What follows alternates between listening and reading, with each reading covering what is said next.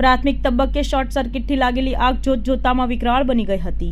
સાથે ધુમાડાના ગોટે ગોટા દૂર દૂર સુધી જોવા મળ્યા હતા.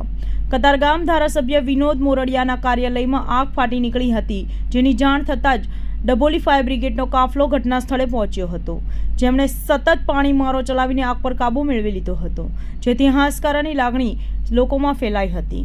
ધારાસભ્યના કાર્યાલયમાં આગ લાગતા ફર્નિચર અને કોમ્પ્યુટરના સાધનો સહિતની પ્રચાર સામગ્રી અને અન્ય કાગળો પણ બળીને ખાખ થઈ ગયા હતા.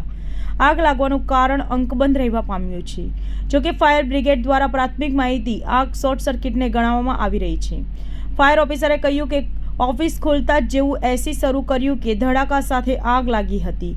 કોઈ ઈજા કે જાનહાનિ થઈ ન હતી. મારું નામ રમેશ સિલ્વર છે. કતારગામ ફાયર સ્ટેશન ખાતે સબ ઓફિસર તરીકે ફરજ બજાવું છું. કઈ જગ્યાએ આપનું કરો તો કઈ પ્રકારે વિગતો મળી હતી, શું ઘટના બની? અમારા ફાયર કંટ્રોલમાંથી મેસેજ મળ્યો કે સિંગરપુર હેલ્થ સેન્ટરની સામે બીજા મારા આગ લાગી છે એવું જણાવેલું હતું.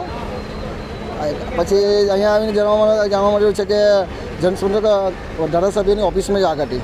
કઈ પ્રકારે આગે વિકરાળ સ્વરૂપ ધારણ કર્યું અને કઈ રીતે આગ લાગી હતી?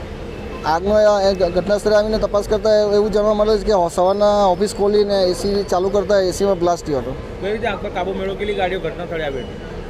આગમાં આપણે પાણી મારીને કાબૂમાં કરી હતી અને 3 ફાયર સ્ટેશનની ગાડીઓ આવી હતી. ઓફિસમાં ફાયર ફૂલ હતી?